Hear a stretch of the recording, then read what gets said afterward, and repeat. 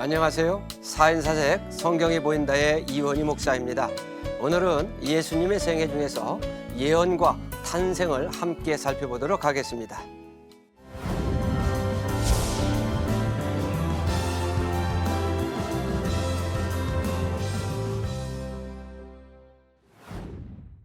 예수의 탄생은 이미 예언된 것이었습니다.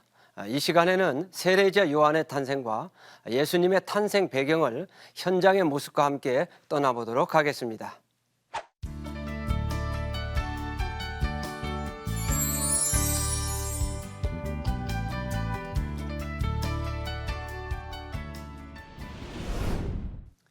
예수님의 탄생은 이미 구약 성경에서 여러 곳에서 예언되고 있습니다. 미가서 5장 2절에 보면 베들레헴 에브라다야 너는 유다 족속 중에 작을지라도 이스라엘을 다스릴 자가 내게서 내게로 나올 것이라 그의 근본은 상고에 영원에 있느니라 라고 했습니다. 그리고 예수님께서 탄생할 때는 팔레스타인을 비롯한 전 세계를 로마가 다스리던 때였습니다. 그럼 지도를 통해 예수님 당시 오늘날 팔레스타인 지역의 통치 상황을 살펴보도록 하겠습니다. 지도에서 보시는 것처럼 이때 유대 지역은 바로 헤롯이 분봉왕으로 다스리던 때였고 마리아와 요셉은 이 당시 나사렛에서 서로 이웃하며 살고 있었습니다. 오늘날 나사렛에는 마리아의 집터와 또 요셉이 목수일을 한 곳에 세워진 요셉 기념교회가 한 울타리 안에 있습니다. 요셉은 본래 베들레헴에 살았으나 고향을 떠나 150km 떨어진 시골의 작은 동네 나사렛에서 와서 당시 천한 직업 중 하나인 목수일을 하면서 살았습니다. 이것은 요셉이 고향을 떠나 살 만큼 가난하게 살았다고 하는 것을 보여줍니다. 그런 그가 이웃한 마리아와 정혼을 하게 되죠. 그러나 마리아에게 큰 문제가 발생하게 됩니다. 천사 가브리엘이 하나님의 보내심을 받아 나사렛에 있는 마리아에게 찾아와 감당하기 어려운 말을 전합니다. 보라, 내가 잉태하여 아들을 낳으리니 그 이름을 예수라 하라. 그 소리를 들은 마리아는 너무나 놀랄 수밖에 없었습니다.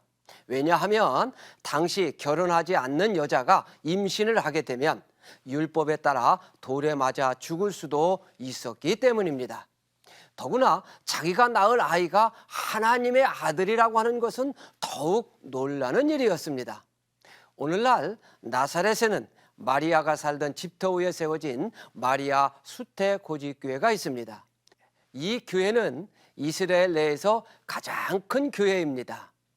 그리고 이 교회 중앙 지하에 바로 마리아의 집터가 있는데 그것이 바로 천사가 나타나 마리아에게 수태를 알려준 곳입니다. 그리고 이 교회 밖으로 나가 요셉 기념교회가 있는 곳으로 가다 보면 오늘날 천사가 마리아에게 수태를 알리는 동상이 세워져 있습니다.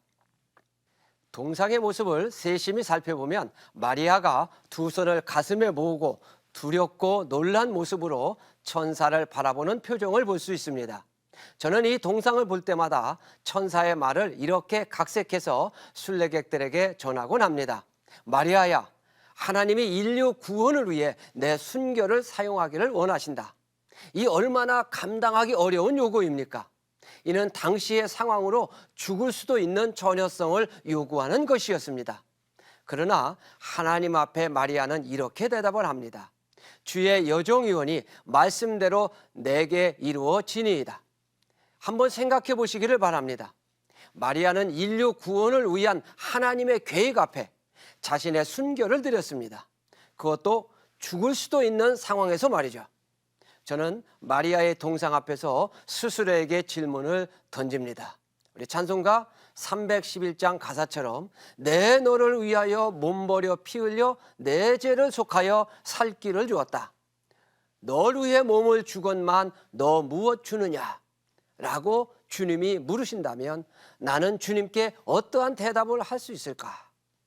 역시 찬송가 143장의 가사처럼 저 역시 늘 울어도 눈물로서 목합을 줄 알아. 몸밖에 드릴 것 없어 이 몸 바칩니다 라고 할 것입니다.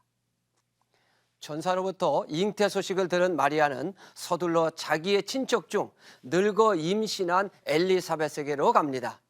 이때 마리아는 북쪽 갈릴리 지역에 있는 나사렛에 살고 있었고, 엘리사벳은 예루살렘 근교 유다 산골인 오늘날의 아인 카림에 살고 있었습니다.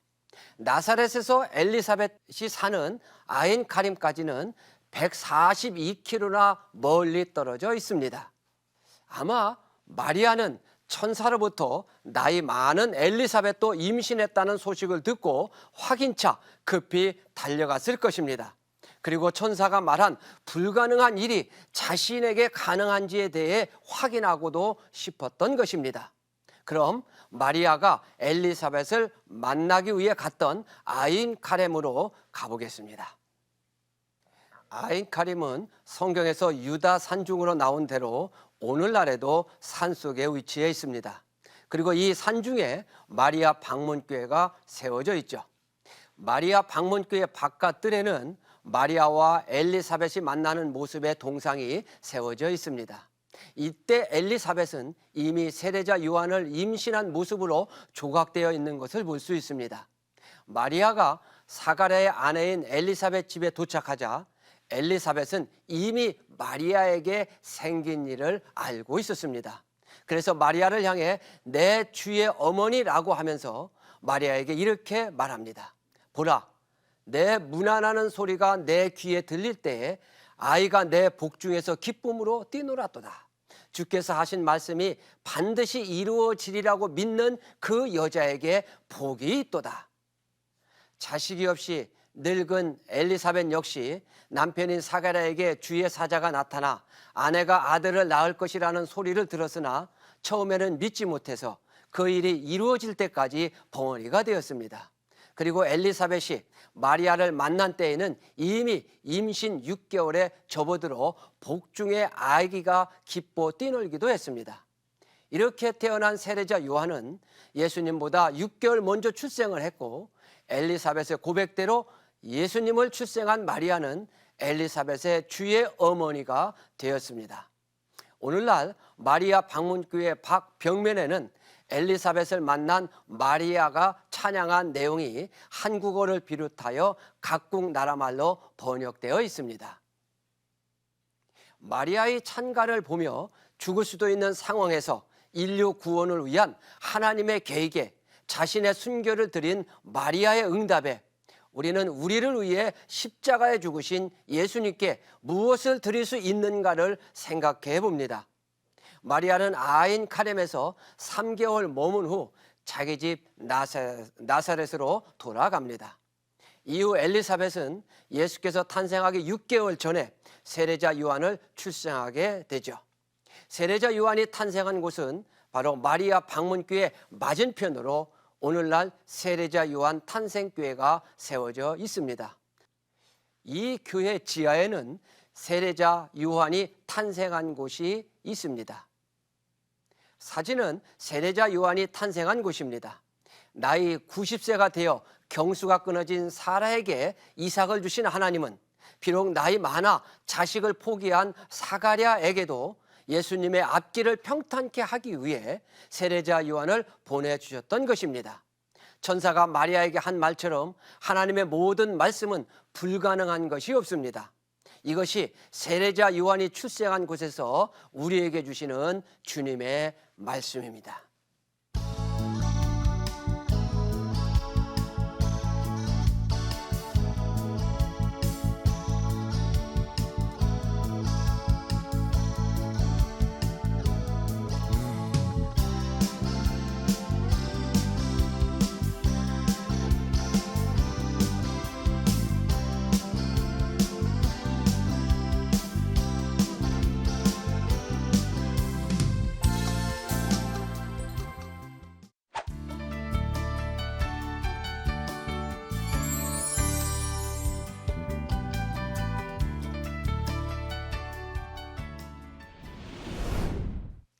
한편 자기 집 나사렛에서 돌아온 마리아도 임신을 하게 됩니다. 그러나 그로 인해 정혼한 요셉과 파혼의 위기에 처하게 되죠. 뿐만 아니라 이제 요셉의 말 한마디에 마리아의 생명에 달려있는 처지가 되었습니다. 요셉이 마리아의 임신이 자신과 상관없다고 말하면 마리아는 꼼짝없이 돌에 맞아 죽을 수도 있는 것입니다. 그러나 요셉은 의로운 사람이라 조용히 파혼하기로 마음먹었습니다. 이때 꿈에 천사가 요셉에게 나타나 마리아의 임신이 성령으로 되었다는 지시함을 받고 요셉은 파혼하지 않고 결혼하여 마리아가 출산하기까지 동침하지 않고 지내게 됩니다. 사진은 바로 요셉이 살던 집터에 있는 생유리로 요셉이 꿈을 꾸는 모습입니다. 세례자 요한이 출생한 후 6개월이 되었을 때 마리아는 만삭이 되었습니다.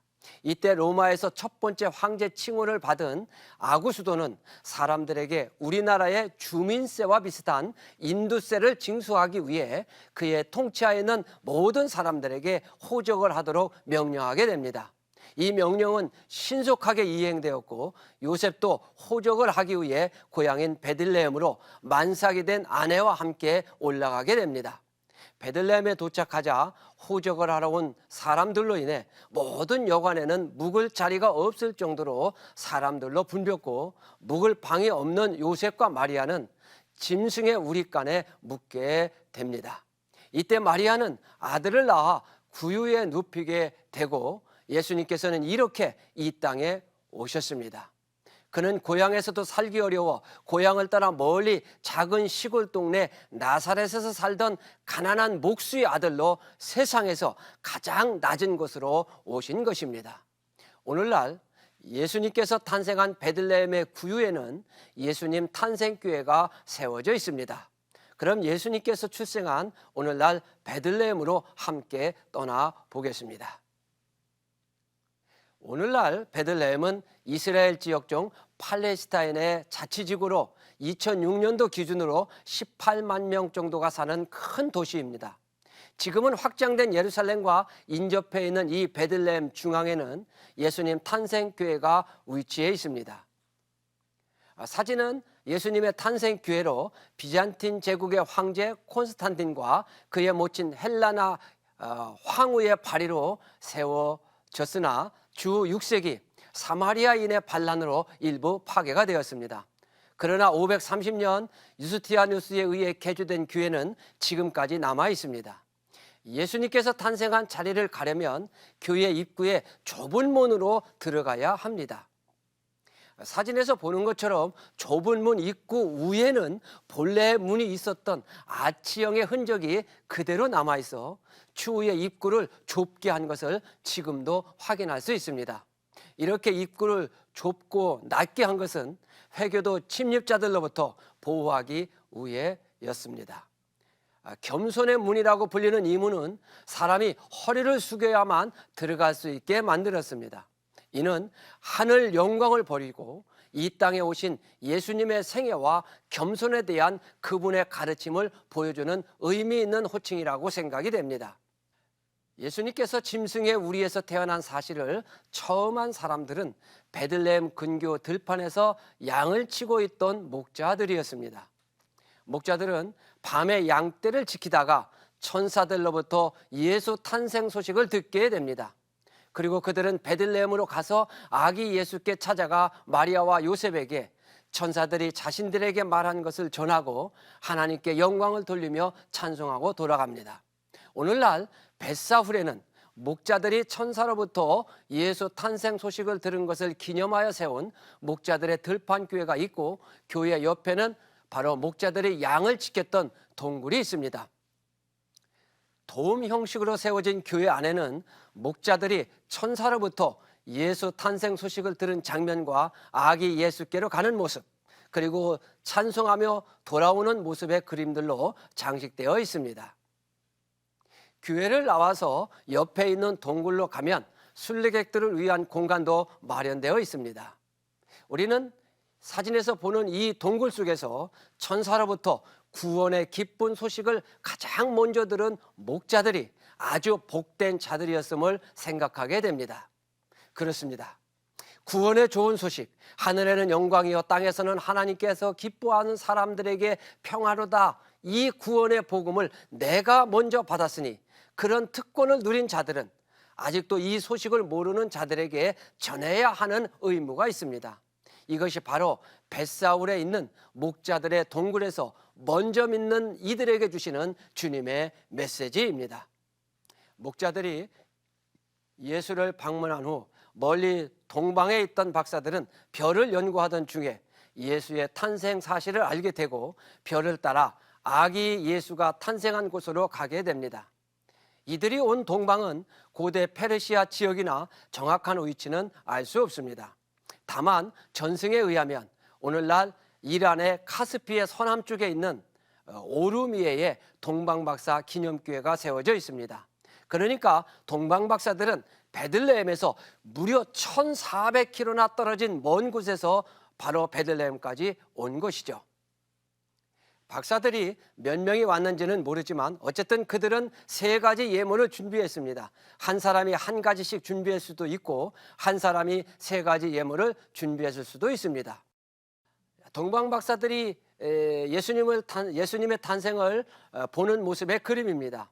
경사가 심한 것은 그 길이 험한 것을 말하고 많은 짐과 무리들은 그 거리가 먼 것을 상징하고 있습니다.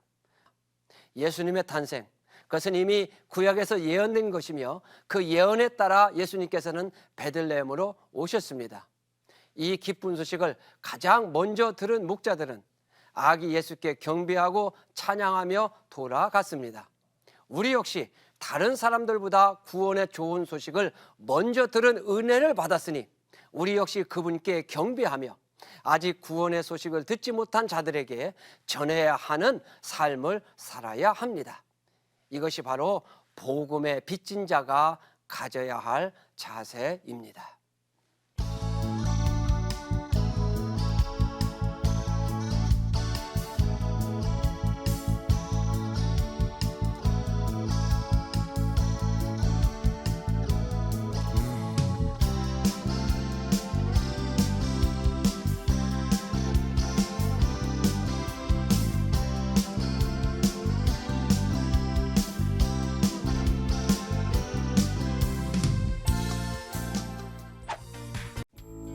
안녕하세요. 4인사색 성경에 보인다의 이원희 목사입니다.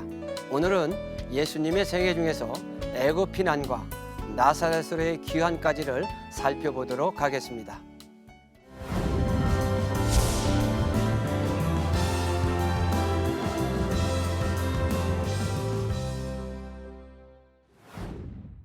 예수께서 베들레헴에 탄생한 후 헤롯은 박사들로부터 예수의 탄생 소식을 듣지 못하자 베들레헴에 있는 2살 아래의 유아들을 학살하라는 명령을 내립니다.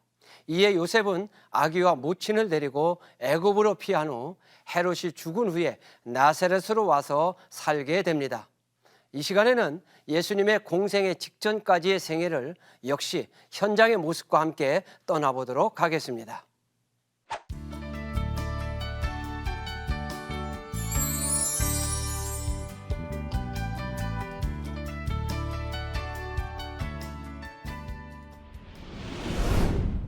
마침내 동방의 박사들이 별의 인도함을 받아 예루살렘에 도착합니다. 그리고 유대인의 왕으로 나시니가 어디 있느냐? 우리가 동방에서 그의 별을 보고 그에게 경배하기 위해 왔다고 말하자 헤롯과 백성들은 그 소리를 듣고 매우 놀라게 됩니다. 이들의 말에 사람들이 놀란 것을 보면 아마 동방 박사들은 팔레스타인 지역까지 알려진 저명한 학자들임에 틀림이 없었습니다. 더구나 탄생한 아기가 유대인의 왕이라는 말은 당시 이 지역을 통치하고 있던 헤롯에게는 큰 충격이었습니다. 왜냐하면 헤롯은 유대인이 아닌 에돔족인 이둠의 사람으로 유대 지역을 통치하고 있었기 때문에 자신의 신변에 늘 불안을 느꼈기 때문입니다. 그래서 각처에 유사시에 피할 수 있는 곳을 만들었는데 그 중에는 우리가 잘 아는 마사다, 또 헤로디움, 그리고 요르단 쪽에 마케르스 요새가 있습니다. 이 마사다는 헤롯이 북쪽 절벽에 궁전을 세워놓고 로마로 출장을 갈 때 자기의 가족들을 피신시킨 곳입니다.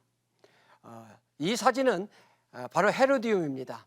헤로디움은 헤롯이 인공으로 쌓은 요새이며 오늘날 요르단 사해가 보이는 곳에 세워진 마케르스는 후에 세례자 요한을 죽인 곳이기도 합니다. 그러나 헤롯은 이 세 곳 모두 한 번도 피난처로 사용하지 않고 죽었습니다. 헤롯을 떠난 박사들은 베들레헴에서 별이 멈춘 것을 보고 아기 예수가 있는 곳으로 찾아가 세 가지 예물을 드렸습니다. 오늘날 예수께서 탄생한 곳은 베들레헴의 예수 탄생교회 강단 부분 지하에 있습니다.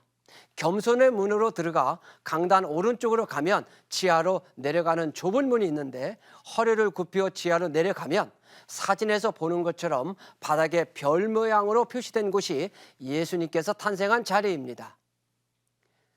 예수님께서 탄생한 자리에서 우리는 동방박사들이 드린 예물의 의미를 생각해 보고자 합니다. 고대에 있어서 황금은 왕께 드리는 대표적인 예물입니다. 유향은 신성한 예물이며 몰약은 죽은 자를 장례하는 데 필요한 물품입니다. 그러므로 찬송가 116장의 가사처럼 황금을 드린 것은 예수님을 왕으로 인정하는 표시로 드린 것이요, 유향을 드린 것은 예수님을 하나님의 아들로서 거룩한 분으로 인정하는 표시로 드린 것이며, 몰약은 인류 구원을 위해 죽으러 오신 구세주로 인정하는 표시로 드린 것입니다. 곧 그들은 신앙 고백으로 세 가지 예물을 아기 예수께 드린 것이죠. 그렇다면 우리를 구원하시기 위해 죽으러 오신 예수님께 여러분들은 어떤 예물을 드리겠습니까? 동방박사들처럼 황금과 유향과 몰약은 없어도 예수님을 나의 왕으로, 하나님의 아들로, 구세주로 인정하는 신앙 고백을 주님께 드려야 합니다. 그래서 우리의 헌금에는 이러한 신앙 고백이 함께 드려져야 참 헌금이 되는 것입니다. 한편 예수님의 탄생 소식을 동방박사들로부터 듣지 못한 헤롯은 자신의 왕권과 통치 지역에서의 혼란을 막기 위해 베들레헴에 있는 2살 아래의 아기들을 죽이도록 명령합니다. 이는 일찍이 예언된 사실이기도 했습니다. 이에 선지자 예레미야를 통하여 말씀하신 바, 라마에서 슬퍼하며 크게 통곡하는 소리가 들리니 라헬이 그 자식을 위하여 애곡하는 것이라. 그가 자식이 없으므로 위로받기를 거절하였도다 함이 이루어졌느니라. 헤롯의 유아 학살 명령에 요셉 일가는 천사의 지시대로 애굽으로 피난을 떠나게 됩니다. 아기 예수를 데리고 애굽으로 피난한 요셉 일가는 애굽에서 2년 정도 피난 생활을 하게 되죠. 성경에는 언급되어 있지 않지만 애굽 코틱 교회의 전승에 의하면 성 요셉 일가는 애굽으로 피난을 와서 한 곳에 머무르지 않고 애굽에서도 여러 곳으로 피난 다녔다고 전하고 있습니다. 사진은 오늘날 카이로 외곽에 있는 헬리오폴리스, 성경에는 온이라고 나와 있는 이곳에는 마리아 나무가 있습니다. 온은 요셉의 장인인 제사장이 살았던 곳으로 오늘날에는 확장된 카이로 변두리에 위치한 헬리오폴리스입니다. 성 가족이 애굽으로 피난 왔을 때 이 지역이 사막이었는데 유일하게 이곳에 돌무화과 나무가 있어 마리아가 이 나무 그늘에서 잠시 머물며 아기 예수께 젖을 물렸다고 전해지는 곳입니다. 지금의 나무는 그때의 나무가 번식한 것이라고 하여 일부 콥틱 신자들은 이 나무를 숭배하고 있습니다.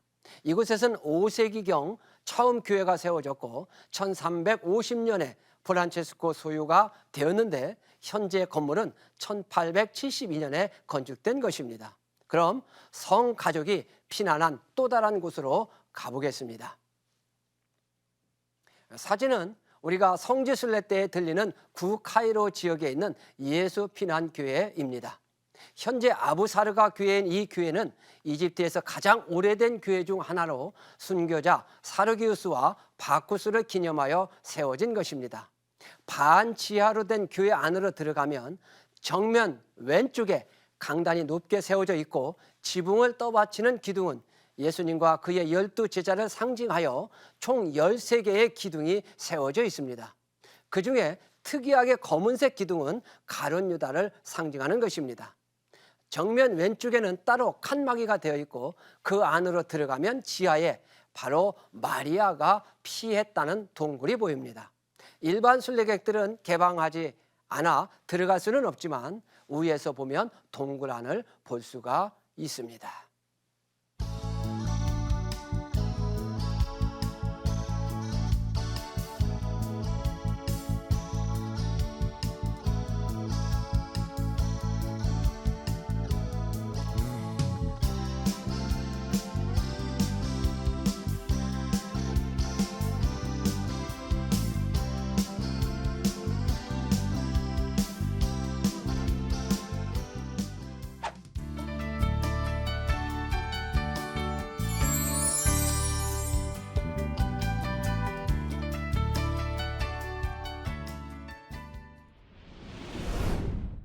성지순례 안내 시 저는 이곳에서 늘 이런 말씀을 전합니다. 베들레헴에서 갑작스럽게 피난 온 요셉 일가는 어떻게 애굽의 피난 생활의 경비를 마련했을까요? 바로 동방박사들이 드린 세 가지 예물을 팔아 생활한 것입니다. 앞서 말씀을 드린 것처럼 동방박사들이 드린 예물은 신앙 고백으로 드린 것입니다.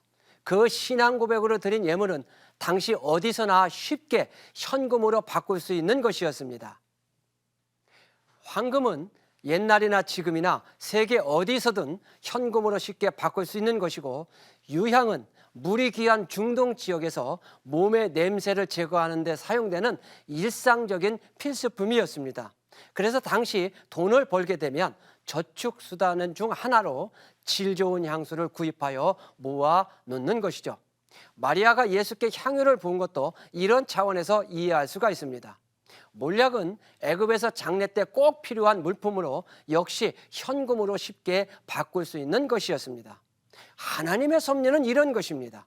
신앙 고백으로 드린 세 가지 예물을 가지고 어려운 피난 생활에 생활비로 사용하게 하신 하나님의 섭리는 오늘 우리에게도 귀한 교훈을 줍니다.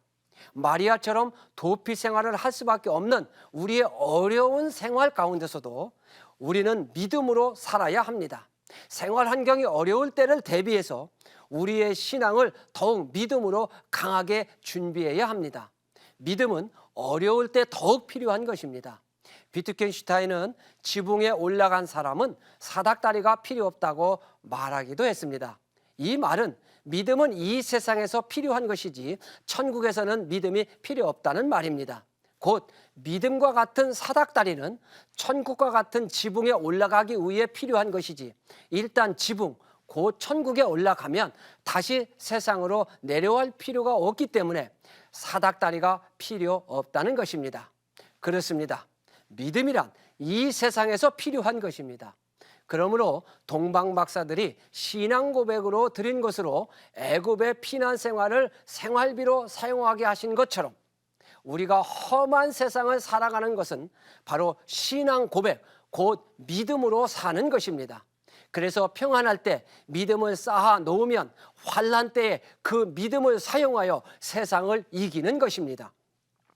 이것이 애굽으로 피난한 곳에 세워진 예수 피난교회에서 우리가 들어야 하는 하나님의 말씀입니다. 또 한 곳, 애굽에서 성 가족이 나일강에서 배를 타고 더 남쪽으로 내려갔다고 하는 곳이 있습니다. 그럼 그곳으로 함께 가보겠습니다.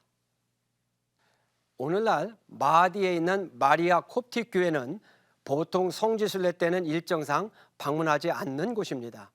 원뿔 모양의 새 지붕은 요셉과 마리아와 아기 예수를 상징합니다. 애굽에서조차 한 곳에 머무르지 못하고 마하디라고 하는 곳에서 배를 타고 아시우트로 도피해야 했던 마리아의 심정을 가슴 깊이 느낄 수 있는 것입니다. 무엇 때문에, 왜, 누구를 위해 마리아는 갓 태어난 아기 예수를 안고 애굽까지 피난 와서 애굽에서조차도 배를 타고 남쪽 끝까지 피난해야 했습니까? 우리는 예수의 육신의 어머니로서 견딜 수 없는 아픔을 이곳에서 느낄 수 있습니다. 성경에서 애굽은 피난처요 도피 장소였습니다. 아브라함은 기근을 피해 애굽으로 내려왔고, 여로보암은 솔로몬을 피해 애굽으로 망명했습니다. 요셉은 헤롯의 박해를 피해 아기 예수를 데리고 이곳 애굽으로 피난을 왔습니다. 그러나 애굽은 영원한 피난처가 되지 못했습니다. 그래서 아브라함은 다시 약속의 땅 가나안으로 돌아갔고, 애굽으로 팔려온 요셉은 죽어 뼈만이라도 하나님이 조상에게 약속한 그 가나안 땅에 묻어주기를 후손들에게 다짐시켰으며, 마침내 약속의 땅에 있는 세겜에 묻혔습니다. 여로보암도 솔로몬이 죽은 후 애굽의 망명 생활을 마치고 본토로 돌아갔습니다. 예수님의 성가족도 헤롯이 죽은 후에 다시 나사렛으로 돌아가 그곳에서 30년을 보냈습니다. 세상에는 영원한 피난처가 없습니다. 오직 우리의 피난처는 하나님뿐이십니다. 이것이 애굽에서 성가족의 피난 여정지를 통해서 발견할 수 있는 하나님의 섭리입니다. 시편 46편 1절에 하나님은 우리의 피난처시요 힘이시니 환난 중에 만날 큰 도움이시라. 나사렛으로 돌아온 예수께서는 30여 년을 일반 사람들처럼 아버지의 목수의 일을 도우며 지냈기 때문에 훗날 예수께는 나사렛 예수라고 하는 칭호가 붙게 됩니다. 그럼 예수님께서 자라신 나사렛으로 함께 가보겠습니다. 나사렛은 예루살렘 북쪽 134km 지점, 다볼산 서쪽 9km, 갈릴리 바다 서쪽 도시인 티베리아에서는 서남쪽으로 약 31km쯤 되는 산악지대에 있는 작은 마을입니다. 지중해에서는 동쪽 약 32km 떨어진 곳에 위치한 갈릴리 지방의 작은 동네였으나 지금은 이 지역의 중심 도시가 되었습니다. 삼태기 모양으로 가운데가 움푹 들어간 분지수에 자리 잡고 있으며 주위에는 해발 375m의 산이 마치 병풍처럼 둘러싸여 있습니다. 예수 당시 나사렛은 30 내지 50가구 정도가 살던 작은 마을이었으며 나다나엘의 말처럼 나사렛은 평판이 좋지 않는 동네였습니다. 아마 이것은 이곳 사람들은 교육을 받지 않은 무례한 자들이었기 때문일 것입니다. 이런 곳에서 30여 년을 사는 동안 예수님께서는 아버지의 목수의 일을 도우며 살았습니다. 현재 나사렛에는 요셉이 목수 일을 했던 곳 위에 세워진 요셉 기념교회가 있습니다. 그럼 먼저 그곳으로 가보겠습니다. 마리아의 수택 고지에서 한 울타리 안에 있는 이 교회터에서 그 옛날 예수님은 30여 년을 살았습니다. 유년 시절에 대한 성경의 기록은 오직 12살 때 유월절을 지키기 위해 예루살렘으로 부모님과 함께 올라갔다는 기록밖에 없습니다. 오늘날 이 교회 입구 위에는 12살 때 부모님과 함께 예루살렘으로 올라가는 모습의 부조가 새겨져 있습니다. 요셉교회로 들어가 지하로 내려가는 입구 위에 소년 예수가 목수일을 돕는 성화의 모습이 걸려져 있습니다. 그리고 지하로 내려가면 요셉이 천사로부터 꿈속에서 마리아 데려오는 것을 두려워하지 말라는 내용과 마리아와의 정혼식을 하는 모습이 생유리로 장식되어 있습니다.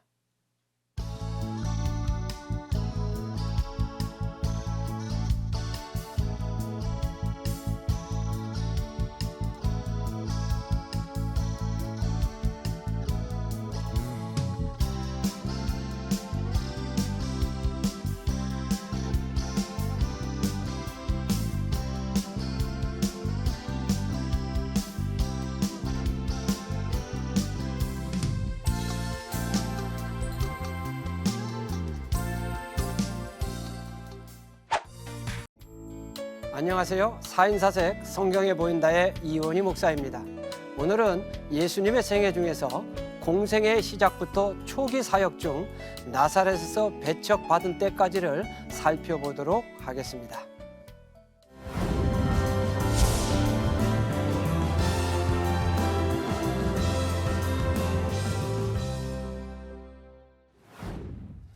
예수께서 나사렛에서 30여 년을 사신 후 공생의 준비를 위해 먼저 세례를 받으시고 유대 광야에서 마귀에게 3가지 시험을 받으셨습니다. 그리고 갈릴리 가나에서 물을 포도주로 만드는 첫 번째 기적을 베푸셨습니다. 그러나 고향 나사렛에서는 배척을 받아 죽을 위험에 처하게 됩니다. 이 시간에는 예수님께서 고향에서 배척을 받은 곳까지 현장의 모습과 함께 떠나보도록 하겠습니다.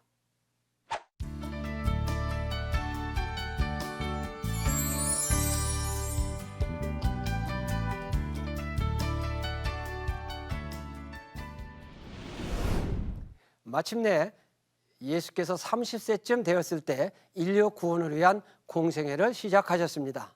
먼저 예수님께서 공생애를 앞두고 요단강에서 세례자 요한에게 세례를 받으셨습니다.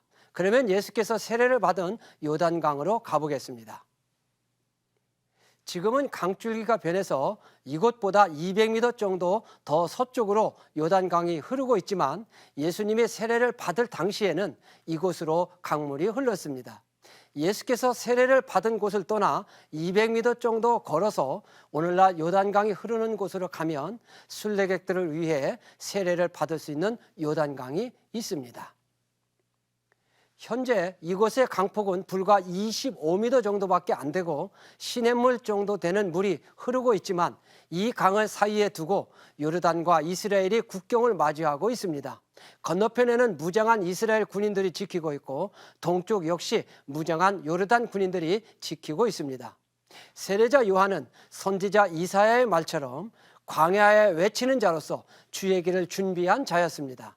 그는 낙타 털 옷을 입고 허리에는 가죽띠를 띠고 유대 광야에서 메뚜기와 야생꿀을 먹으며 지냈습니다.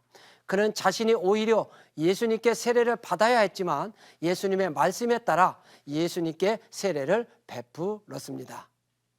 세례를 베푸실 필요가 없는 예수님이었지만 사역을 위해 세례를 받으신 바로 그 요단강 앞에서 우리는 사역자들의 자세를 생각해 보게 됩니다. 비록 대접을 받아야 할 지위에 있지만 오히려 대접하고 높은 자리에 있으나 오히려 낮아지며 위로를 받아야 할 형편에 있으나 오히려 남을 위로하는 것이 바로 사역자의 자세입니다. 세례자 요한에게 세례를 받은 예수님께서는 유대 광야로 가서 40일을 금식한 후 마귀에게 3가지 시험을 받게 됩니다. 그럼 예수님께서 금식하시고 마귀에게 시험을 받은 유대 광야로 가보겠습니다. 성경에서 광야는 훈련의 장소요 준비의 장소입니다. 세례자 요한은 유대 광야에서 예수님의 사역을 위해 준비했습니다. 저는 유대 광야를 바라볼 때마다 예수님이 길을 예비한 세례자 요한의 사역에 대한 말씀을 마음속에 새기곤 합니다. 마태복음 3장 3절에 그는 선지자 이사야를 통하여 말씀하신 자라 일러스되 광야에 외치는 자의 소리가 있어 이르되 너희는 주의 길을 준비하라 그가 오실 길을 곧게 하라 하였느니라. 우리는 이곳 유대 광야에서 세례자 요한처럼 믿지 않는 자들이 예수님께로 나올 수 있도록 그들의 길을 평탄케 하는 자가 되어야 함을 깨달아야 합니다. 그들이 좀 더 쉽게 교회에 나오도록 구분길을 평탄하고 곧게 닦아주어야 합니다. 생활이 어려운 이들에게는 생활의 짐을 같이 덜어주고 그들의 짐을 나누어 줘야 합니다. 그들의 친구가 되어주고 기쁨과 슬픔을 나누는 것이 바로 그들의 길을 평탄케 하는 것이요 구분길을 곱게 하는 것입니다. 이것이 광야에서 외치는 자의 소리입니다. 광야는 세상과는 단절된 곳이죠. 예수님께서는 유대 광야에서 40일 금식 기도를 하신 후 마귀에게 이끌려 3가지 시험을 받습니다. 오늘날 구약의 여리고에 가면 서쪽으로 유대 광야가 시작되는 높은 언덕에 예수님께서 시험받은 것을 기념하여 세운 시험산 수도원이 있습니다. 유대 광야에 있는 시험산은 예전에는 걸어서 올라갔지만 지금은 곤돌라가 운영되어 쉽게 시험산까지 갈 수가 있습니다. 예수님께서 받은 첫 번째 시험은 바로 돌을 떡으로 만들어 먹으라는 것이었습니다. 40일 금식한 예수님께서 가장 견딜 수 없는 것은 먹는 것에 대한 것이었습니다. 이는 재물에 대한 시험입니다. 오늘 우리에게도 가장 중요한 것은 역시 먹는 문제입니다. 곧 재물은 인간 생활에 없어서는 안 되는 필수적인 요건입니다. 그래서 사람은 재물에 약할 수밖에 없습니다. 많은 사람들이 재물의 유혹에 넘어가는 것은 어쩌면 당연한 일인지도 모릅니다. 그래서 마귀는 세상에서 가장 큰 문제인 재물에 대한 시험을 가장 첫 번째로 한 것입니다. 그러나 능히 돌을 떡으로 만들 능력이 있는 예수님께는 큰 시험이 될 수밖에 없습니다. 왜 돌을 떡으로 만들 능력이 있는데 구태여 40일이나 금식하며 인류 구원을 이루려고 하느냐 하는 마귀의 유혹은 그럴듯한 것이었습니다. 그러나 그것은 하나님이 원하시는 방법이 아니었기 때문에 예수님께서는 사람이 떡으로만 사는 것이 아니라 하나님의 입으로부터 나오는 말씀으로 사는 것이다라고 하는 말씀으로 시험을 물리치셨습니다. 예수님께서 마귀에게 시험을 받았던 유대 광야를 바라보며 우리는 스스로에게 질문을 던져보기를 원합니다. 우리에게 돌을 떡으로 만들 능력이 있다면 우리는 어떤 선택을 했을까요? 우리에게 재물 얻을 능력이 있는데 그래도 스스로 고난의 길을 걸어갈 수 있을까요? 세례자 요한이 회개를 외쳤던 유대 광야, 바로 그곳에서 예수님께서 40일 금식 기도를 한 후 마귀의 시험을 물리친 그 유대 광야, 다시 한번 그곳으로 가보겠습니다. 그런 유대 광야는 믿는 이들이 어떤 길을 걸어가야 하는가를 보여주는 곳입니다. 죽을 지경에 이르러도 먹는 것보다 우선하는 것은 말씀이라고 하는 우선순위를 결정하는 곳입니다. 신앙은 우선순위입니다.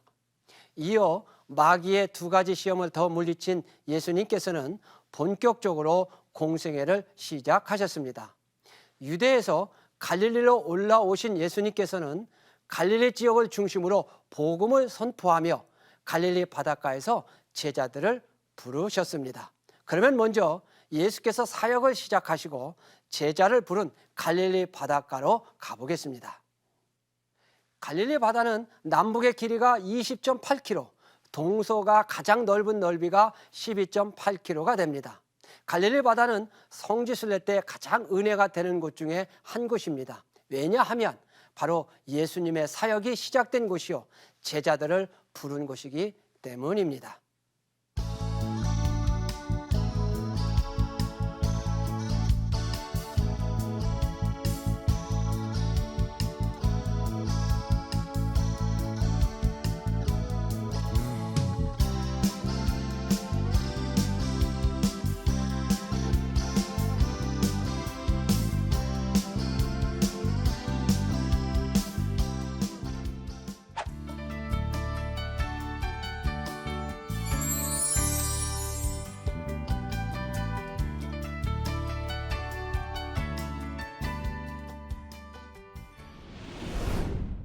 갈릴리 바다에서 제자를 부르신 후 예수님께서는 나사렛으로 가셨고 그곳에서 7km 떨어진 갈릴리의 가나의 혼인잔치에 초청을 받게 됩니다.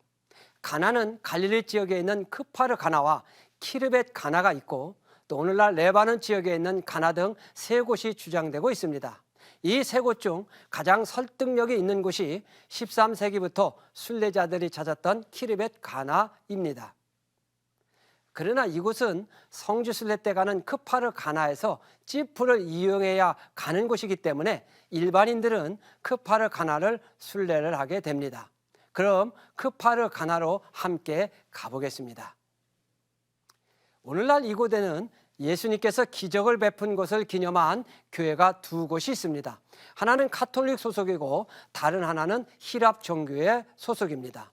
두 곳 모두 예수님께서 기적을 베푼 항아리가 있는데 서로 자신들의 것이 진짜라고 말하고 있습니다. 어쨌든 예수님께서는 이곳 혼인잔치에서 물을 포도주로 만드는 최초의 기적을 행하셨습니다. 이곳 교회에는 예수님께서 기적을 베풀었다는 물 항아리가 있어 당시의 물 항아리의 크기를 알 수가 있습니다. 성지순례는 단지 장소만을 찾아다니는 것이 아닙니다. 그렇게만 생각하면 하나의 지식에만 그치고 구경만을 하고 돌아가게 됩니다. 그러므로 장소가 확실하지 않은 곳에서는 현장 설명을 듣고 성경의 사건을 묵상하며 은혜를 구하면 됩니다. 그러므로 크파르 가나가 정확한 장소이든 주장되는 곳이든 이곳에서는 첫 번째 기적에 대한 말씀을 생각하면 됩니다. 많은 기적을 행하신 예수님께서 왜 첫 번째 기적을 물이 포도주가 되는 것으로 행하셨을까요? 그것은 예수님께서는 신성을 지닌 메시아라는 것을 증거하기 위함이요, 혼인잔치의 주인공인 신랑으로서의 예수님을 통해 하나님 나라의 도래를 선포하기 위함이고, 누구든지 신랑된 자신에게 나오기만 하면 물이 변하여 포도주가 된 것처럼 혼인잔치에 초청된 하나님의 자녀가 됨을 보여주기 위함이었습니다. 복음성가 중에 이런 가사가 있습니다. 예수님이 말씀하시니 물이 변하여 포도주 됐네. 예수님이 말씀하시니 나사로가 살아났다네. 예수님 나에게도 말씀하셔서 새롭게 변화시켜 주소서. 그렇습니다. 예수님은 능력이 있습니다. 예수님이 말씀하시면 죽은 자들도 살아나는 것입니다. 그 살아있는 예수님의 말씀이 우리에게 임하기만 하면 우리의 말이 변하고 생각이 바뀌고 우리의 행동이 바뀌는 것입니다. 물이 변하여 포도주가 되듯 죽을 우리의 생명이 영원한 생명으로 변하는 역사가 일어나는 것입니다. 이것이 바로 물 항아리가 있는 갈릴리 가나에서 주님이 우리에게 주시는 메시지입니다. 갈릴리 가나에서 첫 번째 기적을 베푼 예수님께서는 다시 고향인 나사렛으로 오시게 되었습니다. 그리고 안식일에 회당에 들어가 무리들에게 말씀을 읽습니다. 그럼 예수님 당시에 회당이 있는 곳으로 함께 가보겠습니다. 오늘날 이곳은 마리아 수택 고지 교회에서 나와 좁은 시장 골목을 따라 언덕 위로 조금만 올라가면 갈 수가 있습니다. 회당 안으로 들어가면 가버나움에 있는 회당처럼 발전된 구조가 아니라 앞에 강단 하나 있고 좌우로 계단 하나로만 이루어져 있습니다. 이러한 단순한 구조로 보아 예수님 당시의 회당임을 알 수 있습니다. 당시 나사렛은 30 내지 50가구 정도의 작은 마을이었습니다. 보통 유대인들은 성인 남자 10명이면 회당을 세웠기 때문에 작은 시골 나사렛의 회당은 한 개밖에 세울 수 없었을 것이고 그 규모도 크지 않았을 것입니다. 그렇다면 지금 사진으로 보는 이 회당에서 예수님께서는 이사야 61장 1, 2절의 말씀을 읽었을 것입니다. 주의 성령이 내게 임하셨으니 이는 가난한 자에게 복음을 전하게 하시려고 내게 기름을 부으시고 나를 보내사 포로된 자에게 자유를, 눈먼 자에게 다시 보게 함을 전파하며 눌린 자를 자유롭게 하고 주의 은혜의 해를 전파하게 하려 하심이라. 예수님께서는 바로 이곳 나사렛의 회당에서 이사야의 말씀을 읽은 후 모인 무리들에게 이 글이 오늘 너희 귀에 응하였느니라 라고 하셨습니다. 이 말을 들은 사람들은 놀라며 서로 수군거렸습니다. 이 사람이 요셉의 아들이 아니냐? 이에 예수께서 다시 말씀하십니다. 선지자가 고향에서는 환영을 받는 자가 없으니라. 내가 참으로 너희에게 이르노니 엘리야 시대에 온 땅에 흉년이 들었을 때에 많은 과부 중에 엘리야는 사렙다의 한 과부에게만 보내심을 받았느니라. 또한 이스라엘에 납병 환자가 많았으나 오직 수리아 사람 나만만이 깨끗함을 받았느니라. 이에 회당에 있는 자들이 크게 분노하여 예수님을 잡아 동네 밖에 있는 산 낭떠러지기까지 끌고 가서 떨어뜨려 죽이려고 했습니다. 그럼 예수님을 밀쳐 죽이려고 했던 그 낭떠러지기로 한번 가보겠습니다. 어린 시절 함께 자랐던 예수가 어떻게 하나님의 아들이 될 수 있습니까? 그들의 입장에서 보면 도저히 믿을 수 없는 것은 당연합니다. 결국 예수님께서는 동네 밖에 있는 이 산 낭떠러지기로 끌려가 죽기 직전까지 이르렀습니다. 그런데 누가복음 4장 29절에서 30절 말씀에 보면 약간 이해 안 되는 부분이 있습니다. 밀쳐 떨어뜨리고자 하되 예수께서 그들 가운데로 지나서 가시니라고 기록하고 있습니다. 29절에서는 밀쳐 떨어뜨리려고 하고 그 다음에 30절에서는 바로 예수님께서 무리 가운데로 지나가셨다. 이 두 절 사이에는 예수께서 그들의 눈을 어둡게 했다든지 아니면 그들의 몸을 움직이지 못하도록 했다든지 하는 기록이 빠졌을 것으로 생각하기 쉽습니다. 아니면 아직은 예수님께서 죽으실 수 없기 때문에 어떤 기적을 베풀었다라고도 생각할 수 있습니다. 그러나 이에 대한 궁금증은 기록이 빠진 것이 아니라 당시의 안식일 준수에 대한 이해를 통해 쉽게 해결할 수가 있습니다. 예수님 당시 유대인들은 안식일을 철저히 지켰습니다. 그들은 안식일에 회당을 갔다 오는 정도의 거리만 걷고 사적인 일로 걷는 것은 금지되어 있습니다. 그러므로 안식일에 예수님의 말씀을 듣고 분노한 사람들이 예수님을 끌고 오다가 낭떠러지기에 밀쳐 죽이려는 순간 자신들이 안식일 규정보다 많이 걸은 것을 기억하고 더 이상 움직일 수가 없었던 것입니다.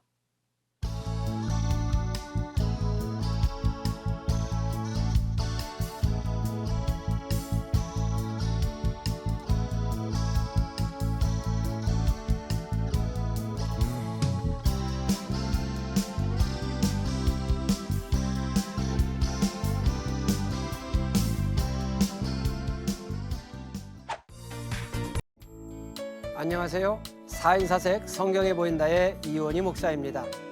오늘은 예수님의 생애 중에서 초기와 갈릴리 1차 사역까지에 대해 살펴보도록 하겠습니다.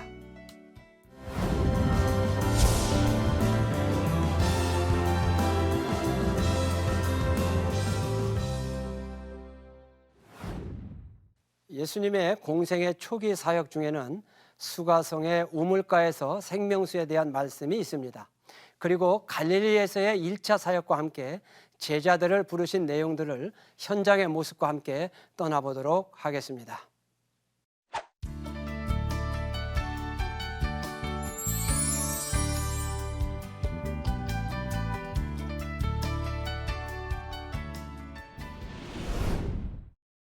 고향 나사렛에서 죽을 고비를 넘긴 예수님께서는 이후 예루살렘으로 올라갔다가 다시 갈릴리로 오시게 되었습니다.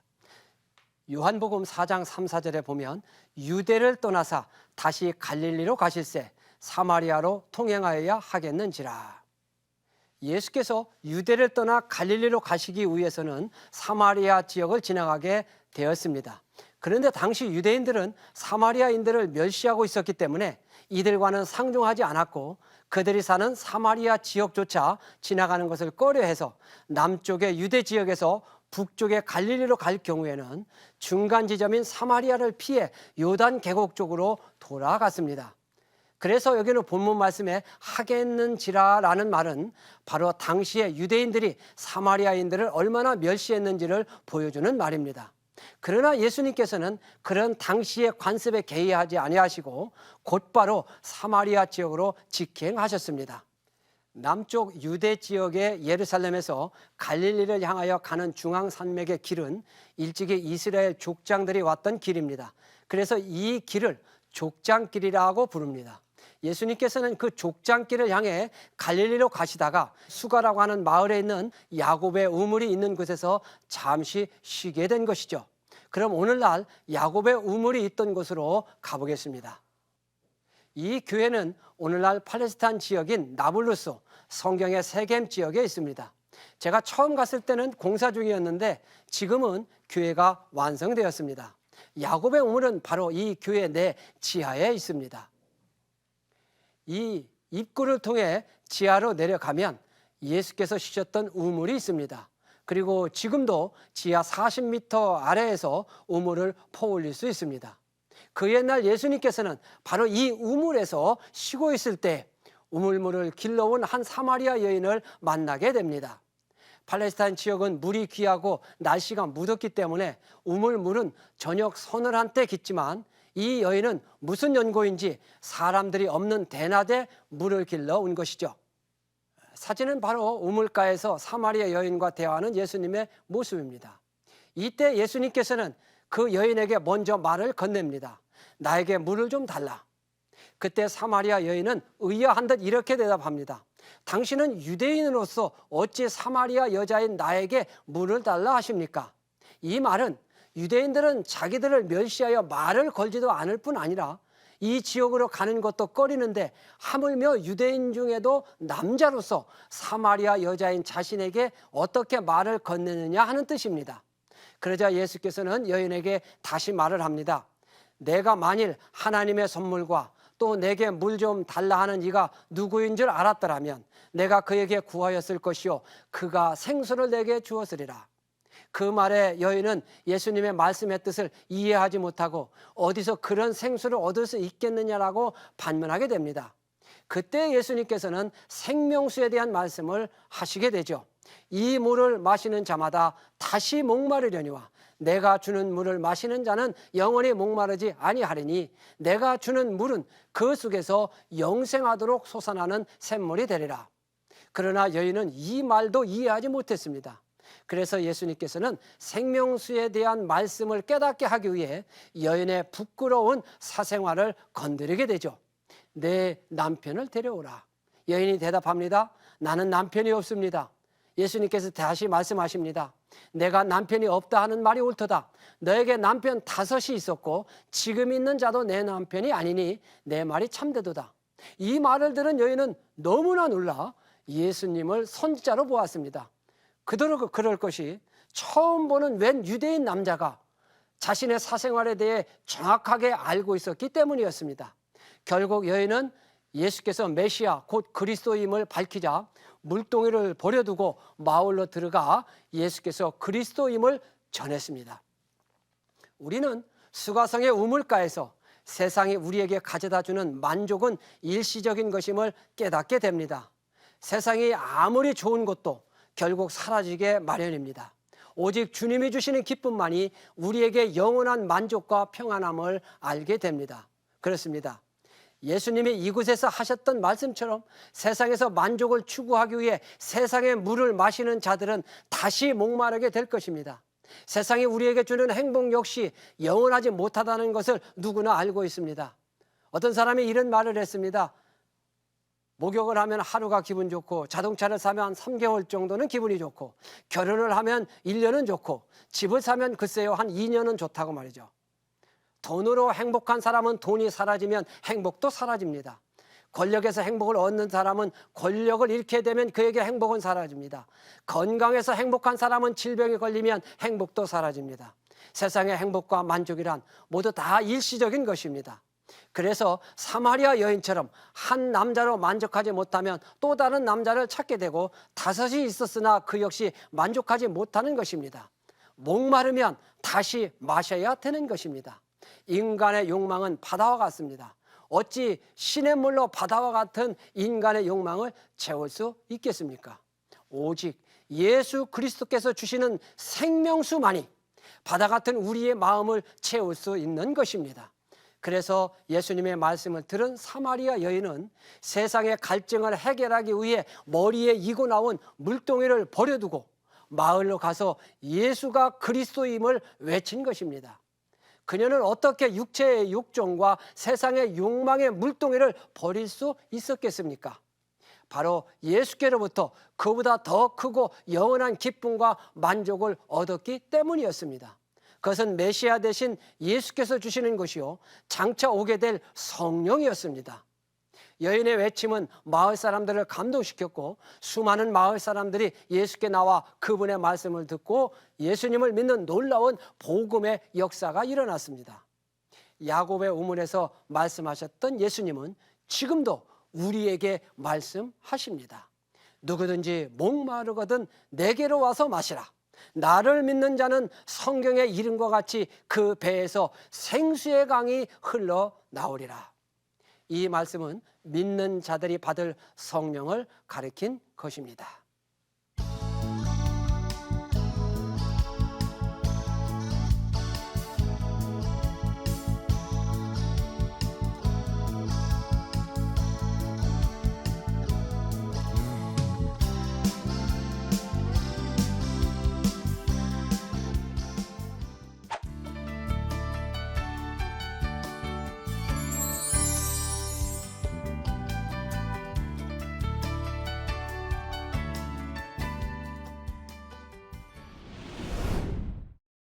이후 마침내 갈릴리에 도착한 예수님께서는 바닷가에서 시몬 베드로의 배에 오신 후 배를 육지에서 조금 떨어지게 하고 배에 앉아서 무리들을 가르치셨습니다. 이때 어떠한 말씀을 가르쳤는지 성경에는 언급되어 있지 않지만, 예수께서 말씀을 마친 후에 베드로를 향하여 깊은 곳으로 가서 그물을 내리라 라고 말씀하셨습니다. 이때는 베드로가 고기를 한 마리도 잡지 못하고 그물을 정리하고 집으로 돌아가려고 할 때였습니다. 바로 더 이상 고기 잡는 것을 포기하고 그물을 정리하던 아침이었습니다. 갈릴리 바다는 밤에 고기를 잡습니다. 왜냐하면 낮에는 고기들이 이동을 하지 않기 때문에 고기를 잡을 수 없습니다. 그런데 예수님께서는 고기가 움직이지 않는 낮에, 그것도 깊은 데로 가서 그물을 던지라고 말씀하시는 것입니다. 평생 고기를 잡고 살던 어부의 경험으로 도저히 이해할 수 없는 말씀이었습니다. 그런데 베드로는 의외로 이렇게 대답을 합니다. 선생님, 우리들이 밤이 새도록 수고하였으되 잡은 것이 없지만은 말씀에 의지하여 내가 그물을 내리리이다. 그런데 왜 베드로는 전혀 고기가 잡히지 않는 낮에 고기가 없는 깊은 곳으로 가서 고기를 잡으라고 하는 예수님의 말씀에 순종했을까요? 예수님께서 유명하셨기 때문일까요? 아니면 예수님의 능력을 알고 있었기 때문이었을까요? 이때는 예수님께서 갈릴리에서 1차 사역을 하실 때였습니다. 이전에 예수님께서는 갈릴리 가나에서 첫 번째 기적을 베풀었고 고향에서는 배척을 받기도 했습니다. 그러나 베드로가 깊은 데로 가서 그물을 던진 것은 바로 예수님이 가르친 말씀을 들었기 때문이었습니다. 이때 어떤 말씀을 가르쳤는지 성경에는 언급이 되어 있지 않지만 베드로는 자신의 경험을 포기할 만큼 말씀을 통해 큰 감동과 믿음을 갖게 된 것이죠.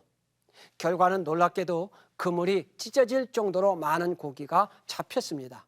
그때 베드로가 예수님께 반응한 대답은 우리가 기대했던 것과는 전혀 다른 것이었습니다. 주여, 나를 떠나소서, 나는 죄인입니다. 우리가 생각할 때 고기를 많이 잡게 해주었으면 감사합니다. 내가 고기 중 얼마를 주님께 드리겠습니다. 이렇게 이야기했을 것입니다. 그러나 자신이 죄인임을 고백하는 것은 의외의 반응이었습니다. 이후로 얼마가 지났는지 모릅니다. 누가복음 5장 10절 11절에는 바로 이어서 베드로와 안드레를 제자로 부르셨다고 기록하고 있으나 마태복음 4장 18절에서 20절에는 어느 정도 시간이 흘렀음을 말하고 있습니다. 어쨌든 또 한 번 예수님께서는 갈릴리 바닷가에서 베드로와 그의 형제 안드레가 바다에서 금을 던지는 것을 보고 그들을 부르셨습니다. 나를 따라오라. 내가 너희를 사람을 낚는 어부가 되게 하리라. 이에 두 사람은 그물을 버리고 예수를 쫓았습니다.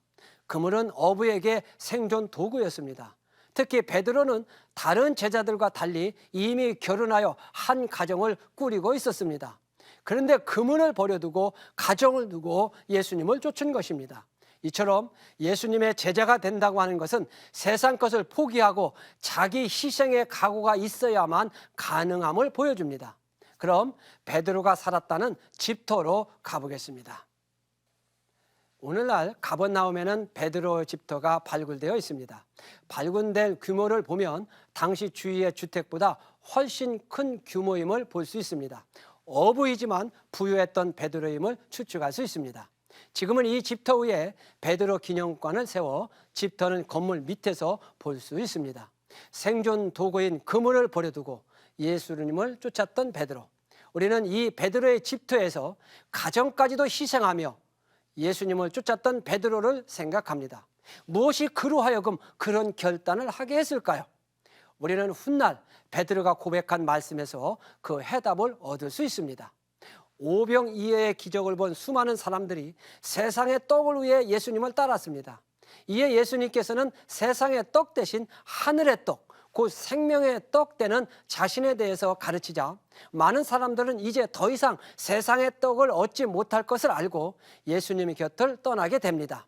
그때 예수님께서 12 제자들에게 너희도 나를 떠나겠느냐라고 질문을 하자 베드로는 이렇게 대답을 합니다.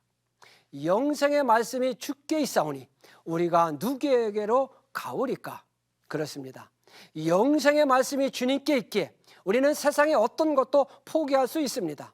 훗날 베드로는 이렇게 예수님께 물었습니다. 우리가 모든 것을 버리고 주를 따라 싸운데 그런즉 우리가 무엇을 얻으리이까? 그때 예수님께서는 이렇게 대답을 하십니다. 내가 진실로 너희에게 이르노니 세상이 새롭게 되어 인자가 자기 영광의 보좌에 앉을 때 나를 따르는 너희도 12 보좌에 앉아 이스라엘 12 지파를 심판하리라.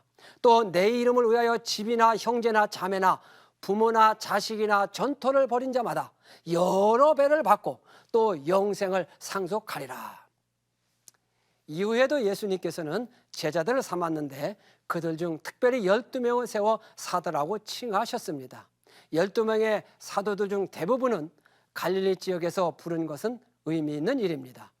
그럼 부름의 장소 갈릴리로 한번 가보시겠습니다. 갈릴리 바닷가를 일주하는 데는 현대 도로를 기준으로 54km 걸어서 이틀을 잡아야 합니다. 이 경우에는 티베리아에서 출발하여 반대편 골란구원 앞에 있는 키부치에서 운영하는 호텔에서 1박을 한 후 티베리아로 오면 됩니다. 그러나 자전거로 일주를 하면 건강한 사람은 하루면 가능합니다. 갈릴리 바다는 예수님의 주요 사역지이기 때문에 예수님과 관련된 의미 있는 장소가 많습니다. 다음 시간에는 갈릴리 바다를 따라 함께 떠나보도록 하겠습니다.